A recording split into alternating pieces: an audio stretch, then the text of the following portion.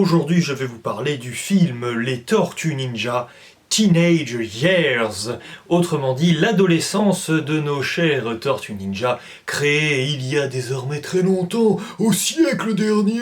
Et si je prends cette vieille voix, c'est peut-être parce que je me suis senti un petit peu vieux face à ce film, avec des personnages adolescents, pour un public globalement adolescent.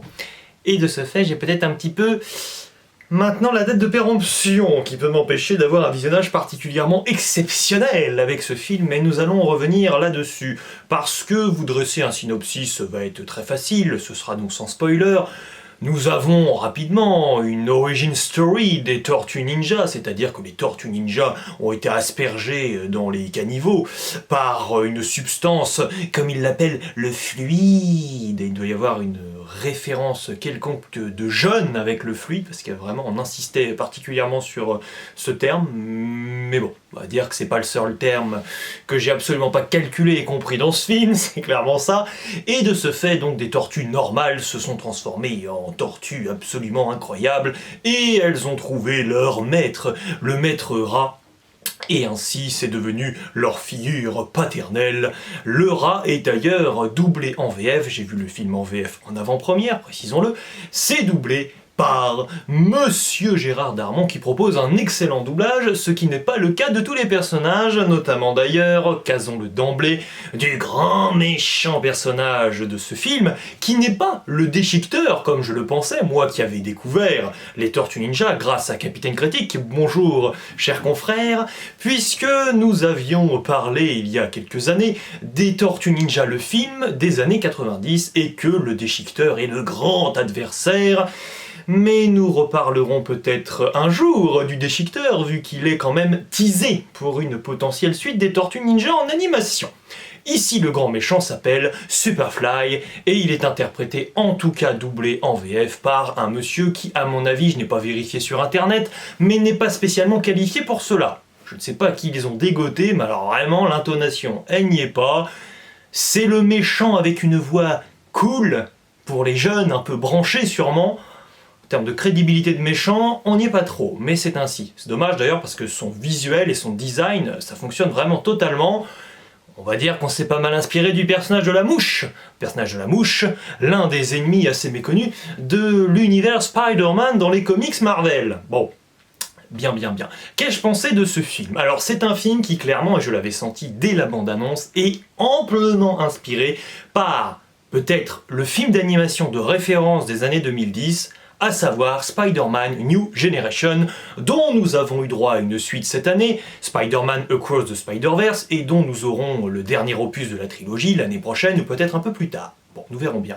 Clairement, ce n'est pas un souci de s'inspirer de Spider-Man New Generation d'un point de vue esthétique, sur le visuel. Puisque, si on y réfléchit bien, l'un de mes films de l'année 2022, Le Chapeauté 2, reprenait quand même cet héritage esthétique, et j'avais beaucoup apprécié Le Chapeauté 2, mais pas uniquement pour cela.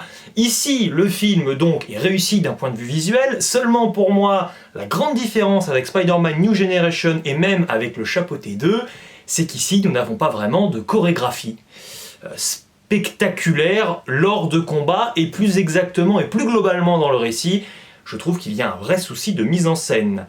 C'est-à-dire que pour moi, la mise en scène, on a l'impression que c'est celle d'un film en live action, ce qui peut déjà un peu questionner, mais surtout d'un live action qui serait un téléfilm. À mes yeux, c'est un ressenti personnel comme toujours, n'hésitez pas à me donner votre avis sur le film en commentaire, et allez le voir évidemment, mais c'est un ressenti que j'ai et qui est assez troublant. Et donc oui, depuis le début, je n'arrête pas de faire des références à ce film pour adolescents, puisque c'en est vraiment un. Moi, je ne me sens pas vraiment public visé et concerné en priorité, puisque je ne suis plus un adolescent.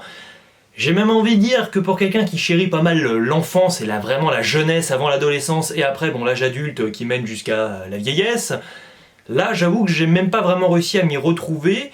J'invite tous les ados à aller voir le film parce qu'à mon avis ils vont peut-être se reconnaître sur certains points, mais on est pour moi sur des stéréotypes. Et moi ce qui m'embête, ce n'est pas du tout de faire un film pour adolescents avec des adolescents, tout du moins c'est pas le souci. Le problème c'est qu'en véhiculant pour moi certains clichés, t'as du mal à m'embarquer complètement dans l'histoire. D'autant plus, j'ai envie de préciser, que nous n'avons pas là normalement affaire à des adolescents normaux. normaux, ou clichés, ou stéréotypaux, on va dire ça comme ça.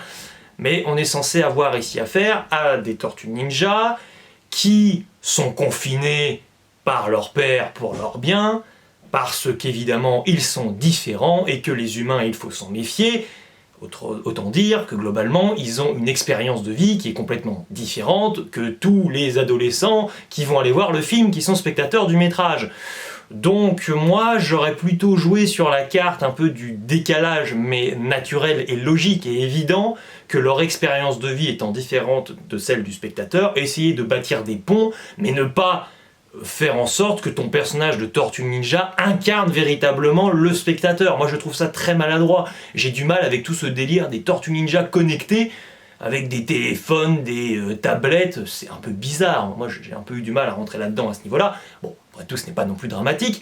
Passons sur les points qui m'ont davantage plu et qui sont davantage positifs. Nous avons un personnage humain que vont rencontrer nos chers Tortues Ninja, un personnage qui est bien doublé et qui est également vraiment intéressant, qui va permettre un peu aux Tortues Ninja d'évoluer. Ce n'est pas un film qui fait preuve d'une grande profondeur à mon sens, mais disons qu'il a au moins un message, qu'il martèle un petit peu trop malheureusement à tort et à travers par moments. À répéter certaines répliques, c'est parfois un petit peu énervant sur les bords, mais on va dire que ça peut encore le faire.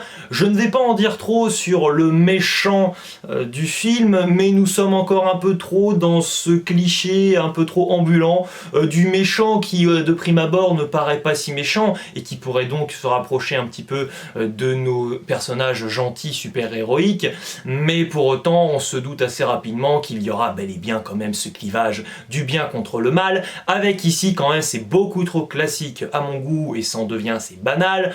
Un final évidemment qui se veut très spectaculaire, qui n'y parvient pas trop du fait que je vous ai expliqué que la mise en scène m'a pas vraiment emballé, mais surtout parce que vraiment, bon là on affronte à nouveau la grande menace qui surplombe absolument tous les autres héros qui réunis vont essayer de faire quelque chose en face du grand mécréant, mais c'est vrai que c'est pas très emballant comme programme. C'est comme si il n'y avait pas de relief plus que ça dans le film en lui-même concernant son message, concernant ses personnages. Il n'y a pas vraiment de grain de folie pris comme ça qui paraît assez engageant pour dire que le film est à part et que c'est l'un des meilleurs films de l'année par exemple, mais c'est aussi une certaine platitude sur ce que nous voyons justement. Et c'est lié au fait que c'est très pastel, c'est très esthétique, artistique, t'as l'impression qu'on jette des couleurs un peu partout au pif, mais c'est ce qui fait aussi la beauté par moment du spectacle. Mais ça paraît presque trop...